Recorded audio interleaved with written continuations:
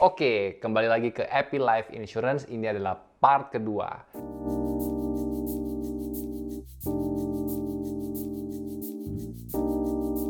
Di tangan gue udah ada nih bukunya How to Build a Billion Dollar App by George Witkowski.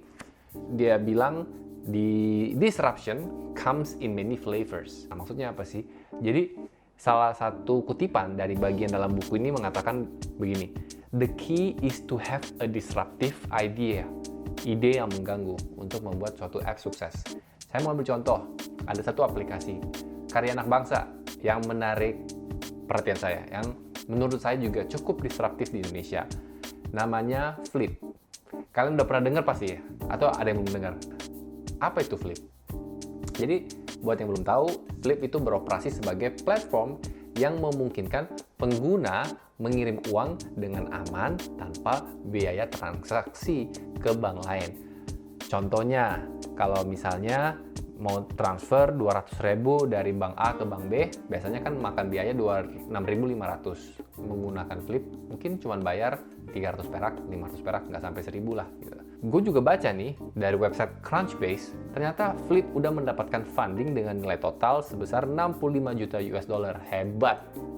Mereka perusahaannya ada di Depok. Kalau kalian belum pakai aplikasinya, saya taruh linknya di bawah, kalian tinggal download aja. Nanti kalian bisa coba sendiri. Kalau mau transfer uang ke rekening lain, kalian udah nggak bayar fee. Tapi sebenarnya dia ada pakai kode unik sih. Jadi kayak peer-to-peer-nya Binance. Kalau kalian main kripto, main di Binance misalnya, kan ada kode unik. Biasa ekornya 3 angka kecil gitu. Nah, sama. Jadi sebenarnya ada pakai uang juga, tapi jumlahnya jauh lebih sedikit ketimbang harus transfer dari bank langsung yang makan 6.500. Contoh juga kalian bisa transfer ke GoPay. Sekarang kan kena biaya 1.000, OVO 1.000. Nah, dia juga rendah banget. Anyway, ide yang disruptif adalah ide yang mengganggu, adalah ide yang memberikan perubahan langkah.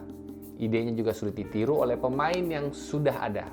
Existing player-nya udah susah tiru. Nah, itu mereka aplikasinya pasti punya faktor yang wow, karena produk yang memukau audiens itu produk yang bisa naik ke puncak dan benar-benar menonjol.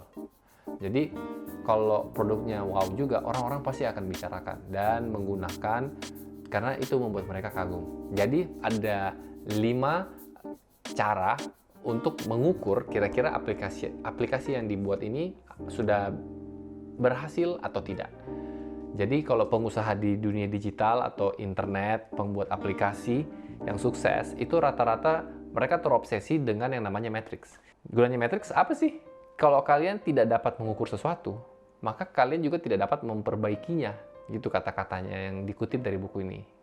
Jadi sejak awal, kalian harus fokus pada metrik yang benar dan memastikan bahwa kalian memiliki analitik untuk mengukurnya dengan handal. Mari kita mulai dengan kerangka kerja yang sederhana dan kuat yang dipopulerkan oleh pengusaha dan angel investor super di balik accelerator 500 startup dan seed fund, Dave McClure. Dia juga merupakan marketing director di PayPal selama 3 tahun. Ada 5 jenis metrik yang perlu diingat, dan cara ingatnya itu sangat simpel karena bacanya kayak bajak laut. Jadi A 2 kali, R 3 kali. R. A pertama, acquisition, akuisisi. Pengguna yang mendownload aplikasi kalian itu udah berapa banyak, itu akuisisi. Lalu setelah mereka download, mereka registrasi, bukan bikin account, itu namanya aktivasi. Pengguna yang menikmati menggunakan apps kalian karena pengalamannya enak dan merasa senang. Jadi begitu mereka pertama kali coba, mereka langsung registrasi, bikin account. Lalu yang ketiga, R, retention. Jadi bagaimana pengguna itu kembali menggunakan aplikasi kalian beberapa kali. Jadi mereka udah pakai, mereka keluar, habis itu mereka kembali lagi pakai. Lalu ada yang namanya referral. Referral itu adalah pengguna yang sangat menyukai aplikasi kalian sehingga mereka memberitahu orang lain untuk mendownloadnya. Terus ada yang namanya revenue. Revenue adalah bagaimana si pengguna ini mengambil satu tindakan yang di aplikasi kalian yang dapat yang Anda monetisasi. Kalian sebagai pemilik aplikasinya dapat memonetize itu. Perlu menentukan metrik mana yang akan lebih dominan dan lebih sering kalian fokusin. dari antara kelima kategori ini dan harus dilakukan sesegera mungkin di awal. Beberapa di antaranya memiliki keunggulan spesifik untuk aplikasi kalian, pasar kalian, dan model bisnis kalian. Semua ini paling baik dijelaskan dengan contoh nyata, jadi mari kita lihat bagaimana Halo melakukannya. Jadi di buku ini, dia menjelaskan dari sudut pandang dia yang pernah bekerja di Halo. Dia salah satu co-founder, si George ini, dan juga dia salah satu marketing director-nya juga di sana. Nah, akuisisi, kalau dibilang akuisisi tidak hanya diukur oleh pengguna yang mendownload aplikasi kalian. Jadi penggunanya itu juga harus mengaktifasikan. Itu akuisisi. Kalian juga harus punya standar yang tinggi. Pengguna harus seseorang yang mendownload, membuka, dan mengklik setidaknya satu tombol.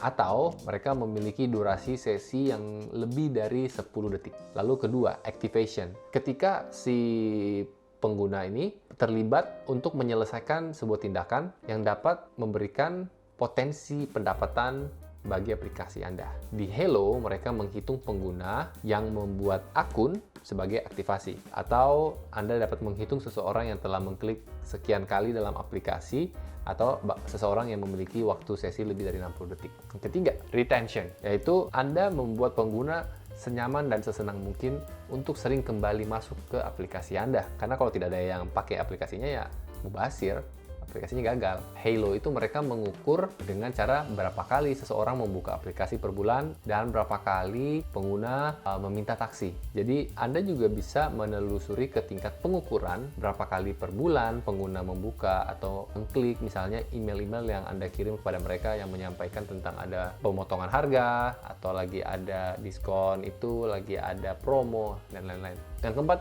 referral. Ini merupakan metrik yang cukup sulit untuk dilacak. Jadi, seperti yang dilakukan Halo, mereka memberikan kode promosi Halo pada penumpang dengan potongan harga 5-10 pound atau lebih untuk perjalanan taksi mereka berikutnya. Nah, sistemnya ini fleksibel dan memang untuk dilacaknya harus menggunakan referral code kembali yang diberikan kepada pengguna atau pengemudi bisa berikan atau promosi dari divisi pemasaran.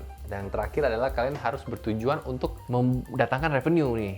Ya, jadi di Halo mereka pantau bukan cuma pembelanjaan dari per pelanggan, tapi juga dari diskon yang mereka berikan, pengembalian uang, margin kotor aktual yang mereka desain untuk per pengguna. Mereka juga pantau berapa banyak orang yang memberi tip kepada pengemudi taksi mereka. Contohnya seperti diagram ini. Kalian bisa pakai contoh ini untuk di perusahaan kalian sehingga kalian bisa menugaskan masing-masing matriks ini kepada tim kalian sebagai penanggung jawab. Itu bakalan seru sih. Jadi pada awalnya Halo juga memfokuskan journey customer mereka pada perjalanan taksi.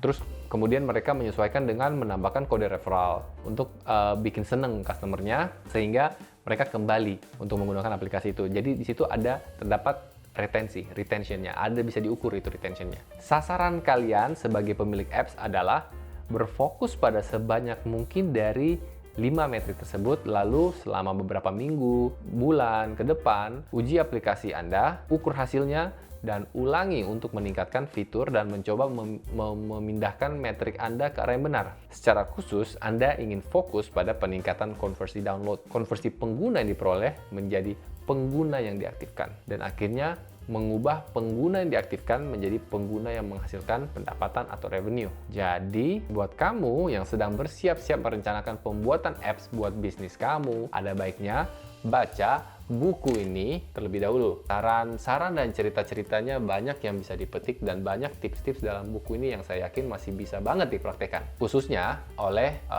teman-teman pembuat apps, perusahaan-perusahaan berbasis aplikasi di Indonesia atau bisnis apapun yang kalian kerjakan. Sebenarnya masih banyak hal-hal yang bisa dibagiin, tapi di sini belum sempat saya tulisin karena bayangin aja bacanya sampai 425 halaman ini.